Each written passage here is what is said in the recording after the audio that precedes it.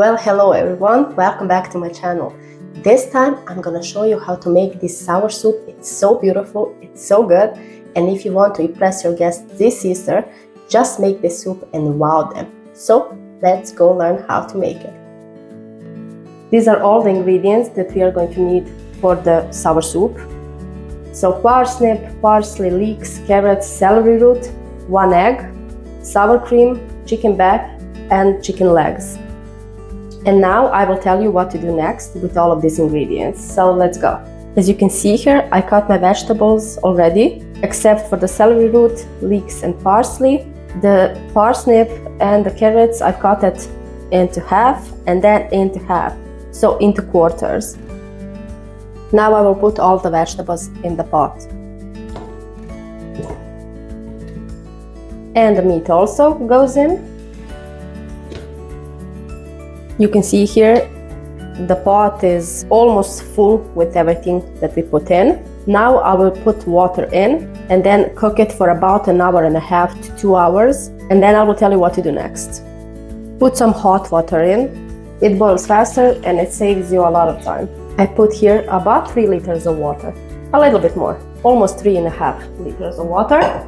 Now turn the heat up to maximum until it boils, and when it boils, just put it on low heat and then cook it for, as I said, about 1.5 hours to 2 hours.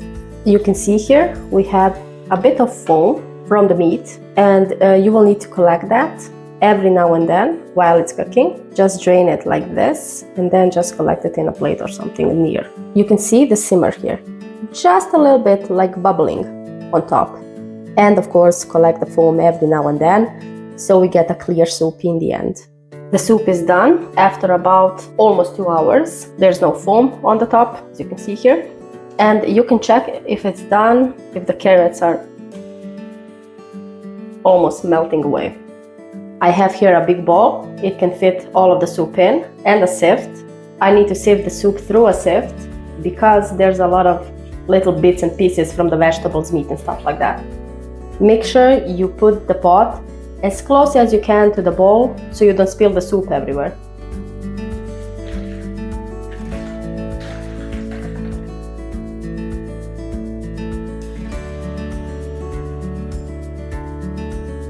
Those are the bits and pieces that I was talking about. Now that I've removed about 90% of the soup from the pot, I will now put this out because I can't drain the last 10%, you can see here. As you've noticed here, I have 2 plates. One is small and one is big. The big one is for the stuff that I will be putting back in the soup, and the small one is for the stuff that I won't be putting in the soup.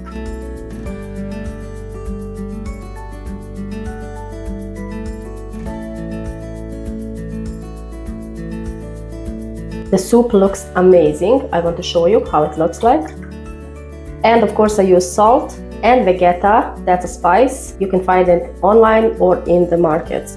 It's time to transfer the soup back into the pot. I'm using the same pot, the dirty one. When I remove the soup from the pot, all of it, I just wipe it with a paper towel and remove all of those bits and pieces that were left on the bottom of the pot. You can use a clean one, of course, but for me this is less washing in the end, and it doesn't make a difference in taste, so it's okay for me. Thumbs up.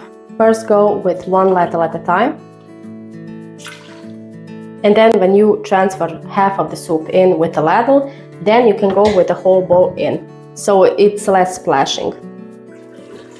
As for the vegetables and the meat from the soup, I will cut the vegetables into small pieces and pull apart the meat from the bone, and also cut it in small pieces. I will leave out the skin, it's jiggly, I don't like it. And I will put it back in the soup, and when you eat the soup, you will have, in each spoon, you will have everything from meat to vegetables. That's the point of cutting it small. I will first cut the parsnip and the carrots. I will now cross chop it as best as I can. And finished, as you can see here, there are some big pieces, some small pieces. It's good enough for me, it doesn't have to be perfect. As I said, we will cut the celery, not celery, like we don't cut our celery. I will cut the celery the same way as I cut the carrots. Now I will separate the meat from the bone. As I said earlier, I'm going to remove the skin from the meat because this doesn't look that appetizing. Now I'm going to cross chop this as I did with the vegetables.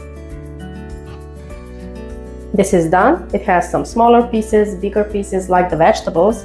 This is good, thumbs up. And now I will put it in the pot with the vegetables and continue cooking. The soup is simmering a little bit. Now I'm going to add the sour cream and egg. The sour cream is already in the bowl. Now I'm going to put the egg in and then mix it with the fork.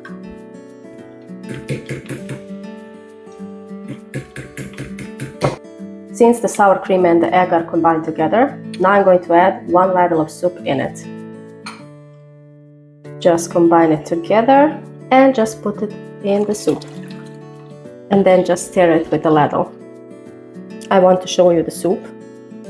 Look at this. And after we added the egg and the sour cream, it needs to cook for about 10 minutes and then it's done. And I wish you could smell this. It smells so good. And I dare you to make this, especially for Easter when you have big gatherings and stuff like that, because this soup will blow your mind. I'll tell you that. Look at how good this looks. Look here.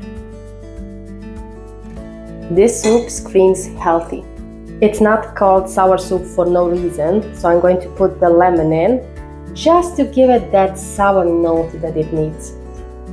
And also some parsley for the looks. And please put something sour in because the whole point of this soup is to have something sour in it in the end. So it gives it that sour kick that it needs. And believe me, trust me, it's really, really, really delicious. Something that your guests would be delighted to eat for this Easter or on any other holiday of the year. Now it's time for me to try the soup.